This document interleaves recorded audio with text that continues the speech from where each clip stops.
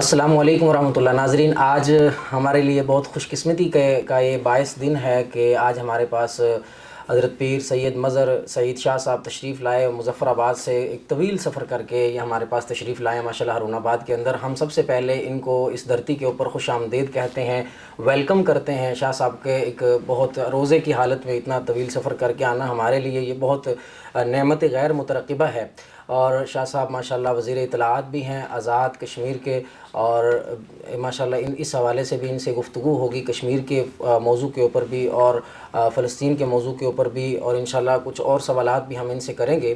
تو سب سے پہلے ہم اپنے محترم قبلہ پیر سید مظہر سعید شاہ صاحب کو اپنے اس شہر کے اندر، اپنے اس اسٹوڈیو کے اندر آمد پر ویلکم کرتے ہیں، خوش آمدید کہتے ہیں۔ شاہ صاحب سب سے پہلے جی آپ کے ناظرین کو میری طرف سے السلام علیکم۔ اس کے بعد آپ کا بہت بہت شکریہ کہ آپ نے ہمیں یہ موقع دیا کہ ہم اپنا موقف، اپنا نقطہ نظر، اپنا نظریہ آپ کے ذریعے، آپ کے پلیٹ فارم کے ذریعے عوام تک پہنچا سکیں۔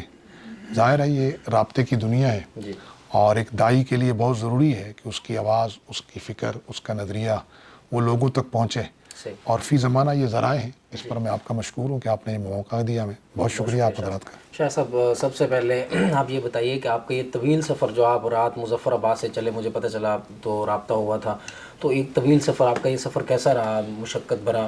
دیکھیں، سب سے پہلے تو ہمیں اللہ تعالیٰ کا شکر ادا کرتے ہیں، پھر اس کے پیارے حبیب صلی اللہ علیہ وسلم کا صدقہ ہے کہ اللہ تعالیٰ نے ہمیں اپنے دین کے کام کے لیے، خدمت کے لیے قبول فرمایا۔ ہمارے اکابرین کا نقطہ نظر ہے کہ اللہ کو راضی کرو عبادت سے، رسول اللہ صلی اللہ علیہ وسلم کو راضی کرو اطاعت سے، اور خلق خدا کو راضی کرو خدمت سے۔ تو ہم اس نقطہ نظر کو لے کر چل رہے ہیں۔ میں یہ سمجھتا ہوں کہ ٹھیک ہے، ہماری تو آدھی سے زیادہ زندگی تقریباً سفر میں گزر چکی ہے، آدھی سے زیادہ زندگی، تقریباً ہم نصف صدی کے گزار چکے ہیں، اس میں سے آدھی سے زیادہ زندگی، میں اس میں مبالغہ نہیں کر رہا ہوں، تقریباً ہم کوئی 17-18 برس کی عمر میں سفر پہ نکلے تھے، تو آج 30-32 برس ہو گئے ہیں مسلسل سفر میں ہی ہیں، اور الحمدللہ ہمارے سفر کی نوعیت وہ دعوتی ہے، تحریکی ہے، امت کی فکر میں، تو اس لیے جسمانی طور پر تو تھکاوٹ ہوتی ہے، لیکن الحمدللہ روحانی طور پر اللہ کی رحمت سے ہم تر و تازہ رہتے ہیں، اور جسم کبھی کبھی جواب دے جاتا ہے، لیکن ہمارا نظریہ، ہمارا عقیدہ اور ہمارا مشن ہمیں پھر چلائے رکھتا ہے۔ ہم اس پر اللہ تعالیٰ کے شکر گزار ہیں۔ آف دی ریکارڈ آپ بتا رہے تھے کہ آپ کی عمر بہت زیادہ ہے، ہم تو آپ کو اپنے بہت کم عمر سمجھتے تھے، آپ کی جوانی کا راز کیا ہے؟ ہم تھوڑا سا یہ بھی ہمارے ناظرین کو بتا دیں۔ جوانی کا راز بس یہی ہے کہ امت کی فکر کرے آدمی، اپنی فکر چھوڑ دے۔ ہم نے سنا ہے امت کی فکر میں بال سفید ہو جاتے ہیں، بزرگ نہیں، بال تو سفید ہوتے ہیں، بال تو ہمارے بھی سفید ہیں، لیکن کوئی ایسا ایشو نہیں، اتنی بھی زیادہ نہیں ہے، اتنی بھی زیادہ نہیں ہے جتنی آپ سمجھ رہے ہیں۔ نہیں، آپ بول رہے تھے نواسے پوتے وغیرہ، وہ تو اس لیے اللہ کا شکر ہے، ماشاءاللہ چھوٹی عمر میں شادی کی، اس کا فائدہ ہے۔ شاہ صاحب آپ کا، ہم تو یقیناً جانتے ہیں کہ آپ کا جس خانوادے سے تعلق ہے وہ بر صغیر کا عظیم خاندان ہے۔ آپ ہمارے ناظرین کو بھی تھوڑا سا اپنے خاندان کا پس منظر اور بیک گراؤنڈ بتا دیں تاکہ لوگوں کو یہ پتہ چل جائے کہ آپ کس خانوادے سے تعلق رکھتے ہیں۔ دیکھیں، سب سے پہلے تو میں عرض کروں گا کہ ہماری کوئی ہستی نہیں ہے، اللہ تعالیٰ نے ہم سب پر پردہ رکھا ہوا ہے، یہ پردہ خدا نہ خواستہ ہٹ جائے تو سب مٹی میں مل جائے، تو اللہ تعالیٰ کا شکر ہے۔ اور جب بھی کسی کی تعریف ہو رہی ہو تو اس کو یہ سمجھنا چاہیے کہ یہ تعریف اس کی نہیں ہو رہی، یہ اللہ تعالیٰ کی صفت ستاری کی تعریف ہو رہی ہے، یہ بندے کی تعریف نہیں ہے۔ اس کے بعد میں عرض کرتا ہوں کہ اللہ کی رحمت سے انسان تو اپنی مرضی سے کسی خاندان میں نہیں پیدا ہوتا، کہ اللہ تعالیٰ کی رحمت سے ہمارا جو ددیالی خاندان ہے وہ علامہ انور شاہ کشمیری کی نسبت رکھتا ہے۔ میرے والد صاحب کے چچا تھے حضرت علامہ انور شاہ کشمیری، علامہ انور شاہ کشمیری کے دادا حضرت مولانا پیر عبدالکبیر شاہ صاحب وہ میرے پردادا لکڑ دادا ہیں، تو ہم ایک ہی لڑی کے لوگ ہیں، ایک ہی خاندان کے لوگ ہیں۔ تو اللہ تعالیٰ کا شکر ہے کہ عالم اسلام کی بر صغیر پاک و ہند کی اتنی بڑی شخصیت جو مجاہد ختم نبوت ہے، سب سے بڑا اعزاز ہے ان کا کہ انہوں نے مولانا عطا اللہ شاہ بخاری کو میری شریعت کا لقب دے کر انہیں ختم نبوت کے میدان میں کھڑا کیا، خود بڑھاپے میں وہ بھاولپور کا مقدمہ لڑنے یہاں آئے۔ تو یہ ہم جو سفر کر رہے ہیں یہ انہی کی تسلسل ہے، انہی کا صدقہ جاریہ ہے۔ تو علمی طور پر تو ہمارا علامہ انور شاہ کشمیری رحمۃ اللہ علیہ سے تعلق ہے۔ اس بر صغیر پاک و ہند میں ہمارے آب و اجداد میں حضرت بابا سید مسعود الدین شاہ نروری رحمہ اللہ تھے، جو سب سے پہلے یہاں تشریف لائے، پہلے ملتان آئے اور پھر یہاں سے وہ نکل گئے، کشمیر جا کر آباد ہو گئے۔ تو ان سے یہ نسل پھر یہاں چلی ہے۔ ننیالی طور پر ہمارا تعلق مولانا غلام مصطفیٰ شاہ صاحب میرے نانا ہیں، کشمیر کے علمی سیاسی بہت بڑی قداور شخصیت ہے۔ 1930 میں وہ دارالعلوم دیوبند سے فارغ ہوئے۔ پھر اس زمانے میں، آج بھی آپ ہمارے علاقے میں جائیں تو وسائل وہ نہیں ہیں پورے، لیکن اس زمانے میں وہ 1930 میں یہاں سے گئے اور 32 میں وہ جامعہ ازہر سے فارغ ہوئے۔ جی مصر گئے، وہاں سے پڑھا انہوں نے۔ مجھے ان کے کتب خانے میں سے کچھ کتابیں ان کی ملیں تو آپ حیران ہوں گے کہ ان کا اسلامی مطالعہ تو تھا، ان کے کتب کے ذخیرے میں مجھے بائبل قدیم اور جدید ملی، عربی نسخہ بھی اور اردو نسخہ بھی، اور وہ عربی نسخہ امریکہ کے چرچ نے چھپایا ہے، آسٹریا سے، آسٹریا کے کتب خانے سے چھپایا، وہ آج بھی میرے پاس موجود ہے۔ اس سے اندازہ ہوتا ہے کہ ہمارے اکابرین دین کے علم کے ساتھ ساتھ اس وقت میں موجود جو بھی تقابل جو تھے ادیان تھے، ان کا بھی مطالعہ بڑا وسیع رکھتے تھے۔ باقی سوچ لگتی ہے۔ ہاں، اور اس زمانے میں انہوں نے گاؤں میں، جب ہمارے ہاں پیدل تھا رستہ چلنے کا، ایک بڑا کتب خانہ بنایا۔ تو ددیال ہمارا علامہ انور شاہ کشمیری کی نسبت ہے، ننیال میں مولانا غلام مصطفیٰ شاہ صاحب سیاسی آدمی تھے، علمی بھی تھے۔ سیاسی ان کا قد کاٹ یہ تھا کہ وہ تقریباً 80 سال کشمیر کے مسلمانوں نے مہاراجہ کے اس نظم کے خلاف اور اس جبر کے خلاف جدوجہد کی، تو پھر ایک اسمبلی قائم ہوئی جس کو پرچہ سبھا کہتے ہیں، جیسے انڈیا میں لوک سبھا کہتے ہیں۔ تو مقبوضہ کشمیر اور یہ آزاد کشمیر اور پورا جو متحدہ کشمیر تھا، اس کی اسمبلی کا نام تھا پرچہ سبھا۔ میرے نانا سے پہلے میری امی کے سگے ماموں مولانا سعید شاہ مسعودی، وہ اس کے ممبر بنے تھے، اور اس کے بعد پھر یعنی جب سے وہ اسمبلی بنی ہے نا، اور اسمبلی پاکستان بننے تک اس اسمبلی کی مظفر آباد سے نمائندگی ہمارے خاندان کے پاس رہی ہے۔ تو الحمدللہ وہ سیاسی آدمی تھے، مسلسل 3 مرتبہ وہ اسمبلی ممبر رہے۔ ان سے پہلے میری امی کے ماموں رہے اور پھر میرے نانا جی آ گئے۔ تو یہ ہمارا مختصر سا تعارف ہے۔ اور فی زمانہ ہمارے آپ سب جانتے ہیں مفتی ابو البابا صاحب دامت برکاتہم، ہمارے خاندان کا بھی فخر ہے، الحمدللہ ہمارے اسلاف کا بھی فخر ہے۔ ان کی ایک ہمہ جہت شخصیت ہے، امت کا درد، خدمت خلق، اور وہ تو آپ لوگوں نے کالم نویسی میں ان کی شخصیت دبا دی۔ اصل تو وہ فقیہ ہیں، بالکل ایسے، اصل تو وہ فقیہ ہیں، وہ نہ کالم نویس ہیں اور نہ ہی وہ ان کی کوئی اور شناخت ہے کہ وہ کوئی عربی انگلش کے متخصصین کے ماہر ہیں۔ اصل تو ان کی شخصیت ہے کہ وہ الحمدللہ ایک فقیہ ہیں، تو ہمارے بڑے بھائی ہیں۔ تو بس نسبت بڑوں سے ہے، بڑوں جیسے اعمال بھی اللہ نصیب فرما دے۔ اچھا شاہ صاحب، جو آپ نے اپنی عملی زندگی کا آغاز کیا، یہ کب کیا اور کیسے کیا؟ پھر آپ نے جہاد کے میدان میں بھی وقت گزارا، اور پھر آپ نے اب سیاست کی طرف آپ تشریف لائے، اب سیاست کے میدان میں بھی آپ شاہ سواری کر رہے ہیں ماشاءاللہ، اور یہاں پر آپ کے پاس مختلف عہدے وزارتیں رہیں، اس کے حوالے سے بھی ناظرین کو بتائیں کہ جو آپ کے پاس عہدے وزارتیں رہی ہیں اس کے اوپر آپ نے کیا سرو کیا اور آپ کے کیا تجربات تھے، آپ نے کیا سیکھا؟ کیونکہ یہ بات بہت دفعہ چھپا دی جاتی ہے کہ جو ایک مدرسے کا پڑھا ہوا ایک دیندار آدمی جب عہدے پر آتا ہے تو اپنے منصب کا کس طرح دیانتداری سے استعمال کرتا ہے۔ یہ اس لیے میں آپ سے پوچھ رہا ہوں تاکہ ہمارے ناظرین کے سامنے یہ بات بھی جائے۔ آپ تھوڑی سی اپنی عملی زندگی عملی زندگی کا آغاز تو ہم نے میٹرک کے بعد ہی کر دیا تھا۔ شروع سے الحمدللہ مزاج گھر کے ماحول سے اور جینیٹک طور پر بھی تحریکی تھا، تو الحمدللہ میٹرک کے بعد ہی عملی زندگی کا آغاز کر دیا تھا۔ تقریباً دین کے سارے شعبوں میں اللہ تعالیٰ نے کام لیا، دعوت و تبلیغ میں لیا۔ میں بہت پرانا تبلیغی ہوں، اور اسی طرح خانقاہی جو ہمارا نظام ہے اس میں ہم حضرت مولانا پیر غلام حبیب صاحب رحمۃ اللہ علیہ کی گود میں پلے بڑھے، والد صاحب ان سے بیعت تھے۔ ان کے بعد پھر حضرت اقدس حضرت مفتی سید مختار الدین شاہ صاحب سے تعلق ہوا، حضرت نے شفقت فرمائی ہمارے سروں پہ ہاتھ رکھا اور ہماری وقتاً فوقتاً اصلاح فرماتے رہے۔ اسی طرح الحمدللہ جہاد فی سبیل اللہ جس کے بارے میں لوگ کنفیوز ہیں، میں کنفیوز نہیں ہوں۔ میں یہ سمجھتا ہوں کہ دنیا میں ہر آدمی کو دفاع کا حق ہے، اور بحیثیت مسلمان مجھے میرا مذہب اپنے دین، ایمان، جان مال کے دفاع کا حق دیتا ہے، اور بحیثیت انسان UN کا جو چارٹرڈ ہے وہ مجھے یہ حق دیتا ہے کہ میں اپنی جان مال اور اپنے دین اور عزت آبرو کی حفاظت کروں۔ تو جس کو لوگ ڈیفنس ٹیکنالوجی کہتے ہیں یا دفاع کہتے ہیں، میرا مذہب اسے جہاد فی سبیل اللہ کہتا ہے۔ تو الحمدللہ اپنے ملک کی آزادی کے لیے، کشمیر کی آزادی کے لیے، مظلوم مسلمانوں کی مدد کے لیے اللہ تعالیٰ نے تحریکی کام بھی ہم سے لیا ہے۔ باقی جو آپ کہہ رہے ہیں کہ اس سیاست میں آج کیا آپ نے صرف کیا اور کیا آپ نے کام کیا، تو میں ایک گزارش عرض کرتا چلوں کہ میں 2021 میں جو ہے وہ ممبر اسمبلی بنا، پھر 21 میں ہی مجھے پارلیمانی سیکریٹری بنا دیا گیا، اور مجھے جیل خانہ جات کا شعبہ اور اسپورٹس کلچر کا شعبہ مجھے دیا گیا۔ تو اب یہ میرے گیٹ اپ سے میچ نہیں کھاتا تھا اسپورٹ اور کلچر کا، لیکن الحمدللہ ہم گئے یونیورسٹیوں میں گئے اور انہوں نے بتایا کہ ہماری اپنی ایک ثقافت ہے، اپنی تاریخ ہے، اپنا ایک نظام ہے، ہمارا اپنا ایک کلچر ہے۔ تو الحمدللہ بہت مثبت تبدیلیاں آئیں. میں خوفزدہ نہیں ہوا, میں گیا اور ان چیزوں کو فیس کیا. جیلوں کے اندر ہم گئے اور ہم نے پہلی مرتبہ جیلوں میں باقاعدہ اجتماعی بیانات کا رجحان شروع کیا, اور ہم نے قیدیوں کو بتایا کہ آپ ہمارے پاس عدالت کی امانت ہیں. آپ کی صحت, آپ کی خوراک اور آپ کی ملاقات, اس میں آپ کو کوئی رکاوٹ ہو تو آپ ہمیں بتائیں. تو الحمدللہ ہمارے ہاں جیلوں میں باقاعدہ تعلیم قرآن کا ایک نظام ہے, اور میں کوشش کر رہا تھا کہ وہاں تعلیم قرآن کے ساتھ ساتھ کھیلوں کی بھی تفریح جو ہے وہ بھی شروع ہو جائے. لیکن اس دوران تقریباً کچھ 6 مہینے بعد مجھ سے ڈپارٹمنٹ لے لیا گیا, دوسرا ڈپارٹمنٹ مجھے دیا گیا زکوٰۃ و عشر کا.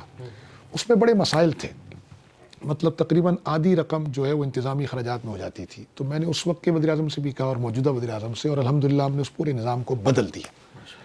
اور وہ یہ کیا ہم نے کہ وہ یہ تھا کہ آدھا نظام جو ہے نا وہ خرچ میں چلا جاتا تھا, آدھی رقم, اور جو مستحقین تھے ان تک بہت معمولی ماہانہ جاتا تھا. یعنی آدھی رقم تو جاتی تھی لیکن مستحقین زیادہ تھے. تو ہم نے یہ کیا کہ اس پورے سسٹم کو ہم نے جو ہے نا آئی ٹی پر شفٹ کیا, اور اس ڈپارٹمنٹ کے ملازمین کو دیگر ڈپارٹمنٹ میں شفٹ کیا. اور اب الحمدللہ ہمارے ہاں سے جو پوری کی پوری زکوٰۃ جمع ہوتی ہے وہ پوری کی پوری مستحقین تک جاتی ہے. ہمارے یہاں ایک اور خوبی ہے کہ الحمدللہ ہمارے یہاں مدارس میں بھی طلباء کو ماہانہ زکوٰۃ دی جاتی ہے. کشمیر میں یہ نظام ہے. کشمیر میں الحمدللہ افتاء کا نظام قائم ہے, باقاعدہ افتاء ہے, تحصیل مفتی ہے, ضلع مفتی ہے. پھر شاید اکثر لوگوں کے علم میں نہیں, کشمیر میں الحمدللہ قضاء کا نظام بھی موجود ہے. باقاعدہ سول جج کے ساتھ, سیشن جج کے ساتھ قاضی بیٹھتا ہے, اور تمام شرعی معاملات میں قاضی کا فیصلہ اٹل ہوتا ہے, حدود میں اس کا فیصلہ ہوتا ہے, اور وہ فیصلہ دیتا ہے. پچھلے دن ہمارے ایک بہت اہم شخص کو سیشن کورٹ نے تو بری کیا, اس کو رعایت دی, لیکن قاضی صاحب نے انہیں رعایت نہ دی. انہوں نے کہا کہ نہیں, یہ اس پر الزام ان ثبوت کی روشنی میں ثابت ہوتا ہے. تو وہ قاضی صاحب کے فیصلے کو لاگو کیا گیا. تو الحمدللہ کشمیر میں افتاء کا نظام ہے, قضاء کا نظام ہے, نظام زکوٰۃ قائم ہے. اور تو ہم نے الحمدللہ یہ کیا کہ فوری طور پر اس پورے نظام کو تبدیل کیا. ہمارے یہاں مدارس میں طلباء کو زکوٰۃ جاتی ہے, اگرچہ اس کی مقدار تھوڑی ہے, ہماری خواہش ہے کہ اس کو بڑھایا جائے. اسی طرح مستحقین تک پراپر زکوٰۃ جاتی ہے. اب جتنی زکوٰۃ جمع ہو رہی ہے وہ انتظامی اخراجات میں نہیں خرچ ہوتی, وہ پوری کی پوری اب مستحقین تک جاتی ہے. پھر الحمدللہ اللہ کی رحمت سے ہم نے یہ اس خطے میں کشمیر واحد جگہ ہے جہاں پر تمام مساجد کو بلا استثناء 8000 کچھ 100 مساجد ہیں کشمیر میں, تمام مسالک کی, تو بلا استثناء مسلک تمام مساجد کو 200 یونٹ فری ہے کشمیر کے اندر. ہماری خواہش تھی کہ 400 یونٹ کریں, اور لیکن اپنے ہمارے جو اس وقت بجٹ کی گنجائش تھی اس کو دیکھتے ہوئے ہم نے فی الحال 200 یونٹ کیے. ہو سکتا ہے اگلے بجٹ میں ہم مساجد کو 400 یونٹ فری دیں. یہ الحمدللہ کشمیر کا اعزاز ہے. اس وقت اس پورے خطے میں ایسا کہیں بھی نہیں ہے کہ کشمیر میں 200 یونٹ تمام مساجد کو ابتدائی 200 یونٹ فری ہیں, اور بقیہ 200 یونٹ اتنے سستے ہیں کہ آپ اس کا تصور بھی نہیں کر سکتے. تو اس طرح اب میرے پاس جو اس کے بعد 1 سال میرے پاس رہا چیئرمین معائنہ کمیشن, جس کو ہم کہتے ہیں prime minister inspection and implementation commission. یہ ایک منسٹری کے برابر عہدہ ہے, اور یہ ایک چیئرمین منسٹر ہوتا ہے تقریباً. تو یہ میرے پاس 1 سال رہا. اس 1 سال میں ہم نے ہاسپٹل کے سرپرائز وزٹ کیے, اسکولوں کی کیے, مختلف پروجیکٹس کی کیے, اور الحمدللہ وہاں دنیا نے دیکھا کہ ایک مدرسے کا طالب علم اور بہت عمدہ کارکردگی کے ساتھ, سب سے پہلے ہم نے پہلی مرتبہ کھلی کچہری شروع کی جی. ہم نے ہاسپٹل کے سرپرائز وزٹ شروع کیے. الحمدللہ ہاسپٹلس کے اندر چینجنگ آئی. آپ کی ایک ہاسپٹل کی ویڈیو جی ہاں, وہ بہت چینجنگ آئی. اس کی صفائی میں نظام میں بہتری آئی, ڈیوٹی میں بہتری آئی. ابھی پچھلے دنوں جب میں گیا, ایک میری طبیعت خراب ہوئی تو میں سرکاری ہاسپٹل میں گیا, تو ماشاءاللہ بہت اچھا تھا. انہیں نہیں معلوم تھا میں منسٹر ہوں, بہت دیر بعد پتہ چلا کہ میں وزیر ہوں, لیکن بہت اچھا نظام تھا. میں نے پھر اس کی تعریف بھی کی. جس طرح سرپرائز وزٹ کر کے ہم نے تنبیہ کی تھی, بالکل اسی طرح ہم نے پھر جب یہ چیز دیکھی تو ہم نے اس کی باقاعدہ پریس کانفرنس پر بھی تعریف کی اور وہاں پر بھی تعریف کی. دیکھیں, آپ نے غلطی پر تنبیہ کرنی ہے, اچھے کام پر شاباش دینی ہے, تو اچھے کام لوگوں کے اندر شوق پیدا ہوگا اور برے کاموں سے لوگ روکیں گے. کچھ عرصہ پہلے ہمیں وزارت اطلاعات دی گئی جی. جو حکومت کا چہرہ ہوتا ہے, ترجمان ہوتا ہے, میں تفصیل میں عرض نہیں کروں گا کیونکہ وقت تھوڑا ہے آپ کے پوڈ کاسٹ کا. تو الحمدللہ ہم نے اس میں ایک ہی نقطہ نظر رکھا کہ قوم میں اتفاق پیدا کیا جائے. ہم نے کوشش کی کہ ہم حکومت اور عوام کے درمیان پل کا کردار ادا کریں, اور ان الفاظ کا چناؤ کریں جس سے عوام میں انتشار اور نفرت کے بجائے محبت اور اتفاق فروغ پائے. چنانچہ پچھلے دنوں ہمارے ہاں کچھ واقعات ہوئے جس پر عوام مظاہرہ کرنے لگی, تو کچھ سیشن ہمارے مذاکرات کے ہوئے, تو بعض صحافیوں نے مجھ سے کہا جی مولانا آپ کے مذاکرات ناکام ہو گئے. میں نے کہا ناکام نہیں ہوئے, ہمارا پہلا سیشن بے نتیجہ ختم ہوا ہے, اور ہم نے یہ اس بات کو فروغ دیا کہ دلیل ہمارا جو ہے نا طاقت ہے اور ڈائلاگ ہمارا ہتھیار ہے. اور ہم نے الحمدللہ کوشش کی ہے کہ عوام اور حکومت کے درمیان ہم آہنگی پیدا کریں. آپ کو پتہ ہے کہ یہ ترقی پذیر ممالک تو چھوڑیں، ترقی یافتہ ممالک میں بھی مطلب عوامی بیانیہ اور حکومتی بیانیہ، گورنمنٹ نیریٹو اور پبلک نیریٹو ایک جیسا نہیں ہوتا. تو ترقی پذیر ممالک میں تو بالکل ایک جیسا نہیں ہوتا. تو ہم نے کوشش کی کہ قوم میں ہم آہنگی پیدا کریں، اتفاق پیدا کریں، ایک برج کا کردار ادا کریں. صرف حکومتی فیصلے، حکومتی کارگزاری اور حکومتی احکامات عوام تک نہ پہنچائے جائیں، بلکہ عوام کی رائے بھی صحافیوں کے ذریعے اور میڈیا کے ذریعے وہ حکومت تک آئے، تاکہ حکومت کو اپنے فیصلے بہتر انداز میں کرنے کی جو ہے نہیں ہو. تو الحمدللہ یہ مختصر سی ایک کارگزاری ہے، اور آنے والا وقت فیصلہ کرے گا کہ ایک مدرسے کے طالب علم نے وہاں 5 سال کس طرح گزارے. ہم تو شاہ صاحب آپ کو دیکھتے رہتے ہیں یقیناً، اور آپ بہت اچھا سرو کر رہے ہیں. اللہ تعالیٰ آپ کو جزائے خیر عطا فرمائے، آپ قوم کی امانت کو صحیح طریقے سے ادا کر رہے ہیں. شاہ صاحب کشمیر کے حوالے سے ایک کشمیر کمیٹی کے نام سے ایک چیز مشہور ہے، اور اس کے حوالے سے بھی بڑی متیں مشہور ہیں کہ کشمیر کمیٹی کے چیئرمین مولانا فضل الرحمان صاحب بھی ایک عرصے تک رہے ہیں. اس کے حوالے سے آپ تھوڑا سا گائیڈ کر دیں ہمارے ناظرین کو کہ کشمیر کمیٹی کی حقیقی حیثیت کیا ہے اور اس کے پاس کون سے اختیارات ہیں. دیکھیں، کشمیر کمیٹی کوئی وزارت خارجہ نہیں ہے. کشمیر کمیٹی جو ہے اس کی کا مقصد جو ہے بنیادی طور پر مسئلہ کشمیر کو عالمی سطح پر اجاگر کرنا ہے. اس پر حل کرنے کی استعداد اس کے پاس نہیں ہے. کشمیر کمیٹی کا صرف اتنا مقصد ہے کہ اس کے ذریعے ایک عالمی سطح پر اس کو اجاگر کیا جائے، لیکن ہم یہ مانتے ہیں کہ اس کی کارکردگی یا کارکردگی اتنی مؤثر نہیں رہی. لیکن صرف مولانا کو بلیم کرنا یہ صرف اور صرف بغض علماء کہلا سکتا ہے. مولانا نے تو بہت فعال کردار ادا کیا ہے اس پر، اور مولانا اس پر خود جواب دے چکے ہیں، اور بہت بہتر جواب انہوں نے دیا ہے. تو کشمیر کمیٹی چونکہ اسمبلی کی دیگر جس طرح کمیٹیاں ہوتی ہیں، خارجہ کمیٹی ہے، داخلہ کمیٹی ہے اور تعلیمی کمیٹی ہے، اس طرح ایک کمیٹی ہے جو مسئلہ کشمیر کو اجاگر کرتی ہے، کشمیر پر سفارشات مرتب کرتی ہے. فیصلہ وزارت خارجہ نے کرنا ہوتا ہے اور مرکزی حکومت نے کرنا ہوتا ہے. تو کشمیر کمیٹی کا کام ہے مسئلہ کشمیر کو اجاگر کرنا، عالمی حالات کو اس کے لیے سازگار کرنا، ملاقاتیں کرنا، لوگوں کو مسئلہ کشمیر کی حقانیت بتانا اور کشمیری قوم کی مظلومیت بتانا. یہ اس کا اتنا مسئلہ ہے. یعنی عملی اختیارات نہیں، صرف اسے مزید مزید بہتر بنانے کی ضرورت ہے. اس کو مزید مؤثر کیا جا سکتا ہے. شاہ صاحب کشمیر کے حوالے سے اور بھی ہمارے پاس بہت سارے سوالات تھے، لیکن ہم چونکہ آپ کے پاس بھی وقت مختصر ہے اور پھر افطاری کا وقت بھی قریب آ رہا ہے، تو اب ہمیں یہ بتائیے کہ مسئلہ کشمیر جو کہ آپ کے کشمیر کے حوالے سے اس ریجن کو پورے کو، آپ خطے کو بہت اچھی طرح سے آبزرو کر رہے ہیں، کشمیر کے اندر اور مسئلہ فلسطین جو کہ وہ بھی امت کا مسئلہ ہے، اور آپ نحن الامہ کا ایک نعرہ لگاتے ہیں ماشاءاللہ، تو مسئلہ کشمیر اور مسئلہ فلسطین کے درمیان مماثلت کیا ہے؟ آپ کیا سمجھتے ہیں؟ دیکھیں، یہ بہت ساری مماثلتیں. 75 سال سے کشمیری قوم ہنود کا ظلم برداشت کر رہی ہے، اور 75 سال سے ہی فلسطینی قوم یہود کا ظلم برداشت کر رہی ہے، صہیونیت کے ظلم برداشت کر رہی ہے. 75 سال سے وہ بھی آزادی کی جنگ لڑ رہے ہیں، فلسطینی بھائی بھی، اور ہم بھی آزادی کی جنگ لڑ رہے ہیں. اور ان دونوں سے لڑنا یہ رسول اللہ علیہ وسلم کی سنت ہے. ہنود یعنی مشرکین صلی اللہ علیہ وسلم میرے آقا کریم صلی اللہ علیہ وسلم کی سنت ہے، یہود سے میرے آقا کریم صلی اللہ علیہ وسلم کی سنت ہے. تو یہ دونوں قومیں سنت رسول اللہ صلی اللہ علیہ وسلم پر عمل ہے. جہاد تو ویسے سنت ہے، لیکن یہ الگ سے سنت ان مخصوص قوموں کے ساتھ لڑائی.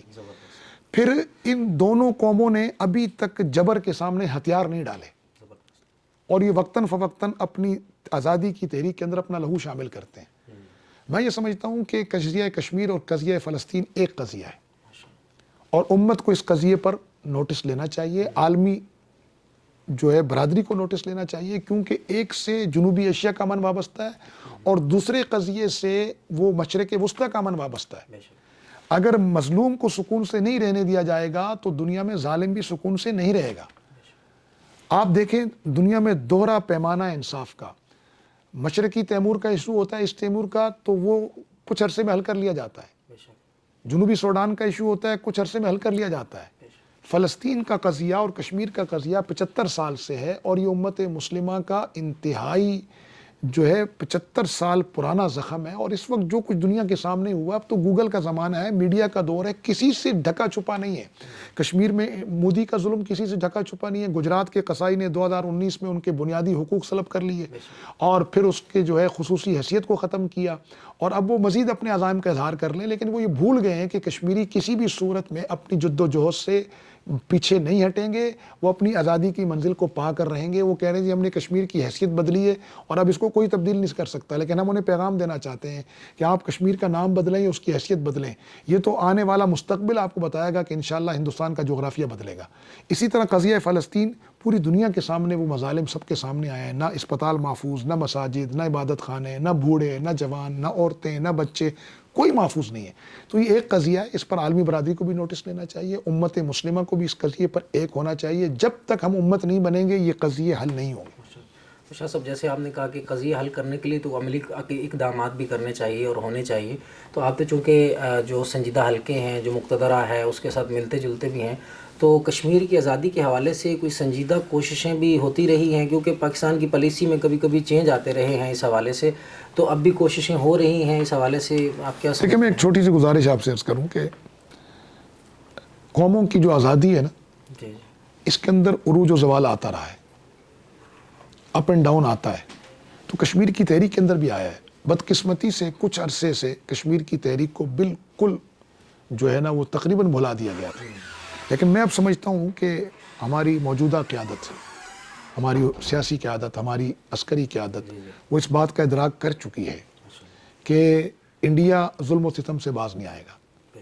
اور انڈیا صرف اہل کشمیر پہ ظلم نہیں کر رہا, خود انڈیا کے اندر جنہیں وہ ہندو قرار دیتے ہیں, اگرچہ دلتوں نے اب انکار کر دیا کہ ہم ہندو نہیں ہیں, ہم الگ برادری ہیں, الگ نظریہ رکھتے ہیں. 30 کروڑ دلت ہیں جو اس وقت انڈین سامراج کا, مودی کا ظلم کا سامنا کر رہے ہیں. 10 کروڑ آدی واسی ہیں, 30 کروڑ مسلمان ہیں, سکھ کمیونٹی کی اقلیت ہے, کرسچن کمیونٹی کی اقلیت ہے. منی پور میں 100 سے زیادہ گرجا گھر جلائے گئے ہیں, 100 سے زیادہ گرجا گھر جلائے گئے ہیں. 7 سسٹر کا ایشو ہے, کشمیر کا ایشو ہے.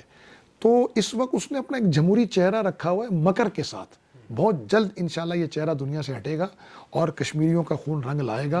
جو ایک تحریک کے اندر ڈاؤن فال آیا تھا, انشاءاللہ یہ ڈاؤن فال ختم ہوگا اور کشمیری اپنی جد و جہد کو پھر سے اٹھا رہے ہیں. آپ دیکھ رہے ہیں کہ آزاد کشمیر جو کہ بیس کیمپ ہے, اس کے پرائم منسٹر نے بڑا واضح اعلان کیا ہے کہ ہمارے کو یہ حق ہے کہ ہم کشمیر کی سیاسی, سفارتی اور اس جد و جہد کے ساتھ عسکری جد و جہد کا بھی ہم حق رکھتے ہیں. تو انشاءاللہ کشمیری اپنی جد و جہد سے پیچھے نہیں ہٹیں گے اور اپنی جد و جہد کر رہے ہیں. یہ ضرور ہوا ہے کہ اس کے اندر ایک کمی آئی ہے, لیکن یہ قوموں کے آزادی کی جد و جہد میں اس طرح کا گیپ آتا رہتا ہے. انشاءاللہ ہم اپنی تیز تر محنت اور جد و جہد سے اس گیپ کو بھی کور کریں. انشاءاللہ سر, ہم دعا گو بھی ہیں کہ یہ جو معاملہ اللہ تعالیٰ اس کو جلدی حل فرمائے, مسئلہ کشمیر کو. اب مسئلہ فلسطین کے اوپر آپ تھوڑی سی روشنی ڈالی کہ 15 ماہ کی جو گزشتہ جنگ رہی, اب دوبارہ فلسطین کے اوپر حملہ ہوا ہے, تو آپ جو پچھلی گزشتہ 15 ماہ کی جنگ ہے اس کے حوالے سے دنیا کے اندر مختلف نظریات ہیں کہ یہ خودکشی تھی مسلمانوں کی, اس حوالے سے آپ بتائیے کہ وہ اس میں مسلمانوں نے فتح حاصل کی, کیا کھویا کیا پایا؟ میں عرض کرتا ہوں آپ کو کہ سب سے بڑی بات یہ ہے کہ فلسطینیوں نے اپنی تحریک کو زندہ کر دیا. مر تو وہ ویسے بھی رہے تھے, انہیں قوت لا یموت کے برابر زندگی کی حق تھا, نہ ان کو دوائیاں مل رہی تھی پراپر, نہ خوراک مل رہی تھی پراپر. انہوں نے اپنی اس تحریک سے, موجودہ انتفاضے سے دنیا کے سامنے اپنا مسئلہ بین الاقوامی سطح پر اٹھایا ہے. دنیا کے سامنے اسرائیل کا مکروہ چہرہ لایا ہے, اس کی ٹیکنالوجی کی جو ایک روپ تھا وہ ختم کیا ہے, اس کی معیشت کو دھچکا پہنچایا ہے. اگر پورا عالمی سامراج اس کے پیچھے کھڑا نہ ہو تو اسرائیل گر جاتا. فلسطینی نہیں گرے. اسماعیل ہنیہ شہید ہوا ہے, چیف آف آرمی اسٹاف اسرائیل نے استعفیٰ دیا ہے, اسماعیل ہنیہ نے استعفیٰ نہیں دیا. آپ یحییٰ سنوار کی جرأت کو دیکھیں کہ آخری وقت میں بھی وہ لکڑی سے مقابلہ کر رہے ہیں. جعفر طیار رضی اللہ تعالیٰ عنہ کی سنت کو زندہ کر رہے ہیں, بازو شل ہے. آپ وہاں کی بچیوں کا عزم دیکھیں, آپ وہاں کی عورتوں کا عزم دیکھیں. 32 کے 32 اسپتال تباہ ہو چکے ہیں, پورا شمالی غزہ کا کوئی گھر سلامت نہیں ہے. لیکن آپ ان کی ایمانی کیفیت دیکھیں, وہ اس ملبے کے ڈھیر پہ تلاویاں پڑھ رہے ہیں, اس میں بھی وہاں روزے رکھ رہے ہیں اور خوشیاں منا رہے ہیں. اور آپ ان کی اخلاقی جرأت دیکھیں کہ قیدیوں کو انہوں نے کس سہولت سے رکھا تھا. انہوں نے پوری دنیا کا جو ایک پروپیگنڈا تھا نا مجاہدین کے بارے میں, اس پروپیگنڈے کو رد کر دیا کہ جی مجاہدین نعوذ باللہ دہشت گرد ہوتے ہیں یا مجاہدین اخلاق سے عاری ہوتے ہیں. آپ دیکھیں قیدی ہاتھ چوم رہے ہیں اپنے قید رکھنے والوں کو اور انہیں رخصت ہوتے ہوئے رو رہے ہیں. یہ منظر پوری دنیا دیکھ رہی ہے کہ قیدیوں کو کس خوبصورتی سے انہوں نے رکھا. اور جو فلسطینی قیدی اسرائیل سے رہا کرا رہے ہیں ان کی حالت بھی آپ دیکھ لیں, اکثر مریض ہیں, بیمار ہیں, انہیں خوراک پراپر نہیں دی گئی ہے. تو یہ ایک پوری دنیا کے سامنے ایک چہرہ آیا ہے, اسرائیل کا مکروہ چہرہ اور فلسطینیوں کا روشن چہرہ, اور انشاءاللہ اس روشن چہرے سے آزادی کا چراغ جلے گا. یہ سر 15 ماہ کی جنگ کے بعد ایک معاہدہ ہوا تھا قطر کے اندر, اور قطر کے اس معاہدے کی خلاف ورزی بھی اسرائیل نے کی ہے, اس کی عہد شکنی بھی دنیا کے سامنے آ رہی ہے. اب دیکھیں صرف مسلمان نہیں, آپ یورپ کے اندر دیکھ لیں کتنی مزاحمت ہوئی ہے وہاں, کتنے مظاہرے فلسطینیوں کے حق میں ہوئے, عورتیں نکلی ہیں فلسطینیوں کے حق میں, وہاں کے اداکار نکلے ہیں فلسطینیوں کے حق میں. تو یہ فلسطینیوں کی اخلاقی جیت ہے, اور اب انہوں نے معاہدہ توڑا ہے تو پوری دنیا جو انصاف پسند دنیا وہ دیکھ رہی ہے کہ اسرائیل ظلم کر رہا ہے, ناجائز کر رہا ہے, نہ بین الاقوامی برادری کا خیال کر رہا ہے, نہ عالمی قوانین کا خیال کر رہا ہے, نہ انسانی حقوق کا خیال کر رہا ہے. اب جو دوبارہ اس نے وحشیانہ جو 500 کے قریب شہداء ہیں، دوبارہ وحشیانہ بمباری کی، دوبارہ حملہ کی ہے اور دوبارہ ایک جنگ شروع ہو چکی ہے، اس کا آپ مستقبل کیا دیکھتے ہیں؟ یہ اس کی خصلت ہے جی، یہ اس بات کی علامت ہے کہ اسرائیل نہ بین الاقوامی قوانین کا خیال کرتا ہے، نہ عالمی معاہدوں کا خیال کرتا ہے، نہ وہ انسانی حقوق کا خیال کرتا ہے. وہ ایک ظالم ہے، اور ظالم سے دنیا جتنی جلد نجات پالے دنیا کے لیے اتنا مفید ہے. اچھا شاہ صاحب، آپ نے گزشتہ 15 ماہ بھی دیکھے اور یہ اب دوبارہ ایک جنگ شروع ہو گئی، آپ نے اس حوالے سے کوئی کنٹریبیوشن کی ہے؟ آپ کی خدمات، سرگرمیاں کیا رہی ہیں اس حوالے دیکھیں، سے؟ رفاعی خدمات تو پوری امت کر رہی ہے، ظاہر ہے وہاں پر وہ ہمارا حق بھی ہے کہ ہم وہاں کے مریضوں کی دیکھ بھال کریں، وہاں کے بھوکوں کو کھانا کھلائیں. اس سے دنیا کا کوئی قانون ہمیں نہیں روکتا. تو میں تو بلکہ آپ کے پوڈ کاسٹ کے ذریعے پوری امت سے اور پاکستان والوں سے کہوں گا کہ اپنے مسلمان بھائیوں کی مدد کریں، جہاں مظلوم ملے اس کی مدد کریں. میرے آقا کریم صلی اللہ علیہ وسلم نے فرمایا کہ ظالم اور مظلوم دونوں کی مدد کرو. صحابہ نے پوچھا یا رسول اللہ ظالم کی مدد کیسے ہوتی ہے؟ تو میرے آقا کریم صلی اللہ علیہ وسلم نے فرمایا کہ ظالم کا ہاتھ روکنا یہ ظالم کی مدد ہے، اور مظلوم کی حمایت کا تو تشریح سب کو معلوم ہے. تو یہ ہمیں کرنی چاہیے، ہمارا ایمانی حق ہے، انسانی حق ہے، دینی حق ہے ہمارا. شاہ صاحب، آخر میں آپ یہ ایک پیغام دیں امت مسلمہ کے نام کہ ہم بطور امت مسلمہ کہاں کھڑے ہیں اور ایک مسلمان کے طور پر ہم اس میں کیا کردار ادا کر سکتے ہیں؟ دیکھیں جی، کیا کرنا چاہیے؟ سب سے اہم بات یہ ہے کہ امت کو ایک ہونا پڑے گا، اور اس ایک ہونے کے لیے ایک ہی اصول ہے کہ قرآن و سنت کے قریب آنا پڑے گا. ہمیں اپنے قرآن و سنت سے قریب آنا پڑے گا، قرآن پڑھنا پڑے گا، قرآن سمجھنا پڑے گا، قرآن پہ عمل کرنا پڑے گا، قرآن کو دنیا میں پھیلانا اور غالب کرنا پڑے گا. تو میرا ایک ہی پیغام ہے کہ امت رمضان کا مہینہ ہے، قرآن سے جڑے اور آپس میں جغرافیائی، سیاسی، لسانی، عصبیتی بنیادوں پر ایک دوسرے کے خلاف نہ کھڑی ہو، بلکہ ظالم کے خلاف کھڑی ہو، آپس میں ایک دوسرے کی معاون و مددگار بنے. ہم پوری دنیا کو حقوق دینے والے تھے، آج ہم حقوق کی بھیک مانگ رہے ہیں. تو ہم قرآن و سنت پر جب آئیں گے تو انشاءاللہ ہم پھر سے دنیا کو حقوق بانٹنے والے ہوں گے. شاہ صاحب، آپ کا بہت شکریہ، آپ نے وقت دیا، آپ روزے کی حالت میں آپ نے اتنا ٹائم دے دیا، اور پہلے بھی آپ بیانات کر چکے ہیں. اللہ تعالیٰ آپ کو جزائے خیر عطا فرمائے. ہم آپ کے بہت مشکور ہیں، آپ یہاں پر تشریف لائے. اللہ تعالیٰ آپ کو جزائے خیر عطا فرمائے. السلام علیکم ورحمۃ اللہ. وعلیکم السلام ورحمۃ اللہ.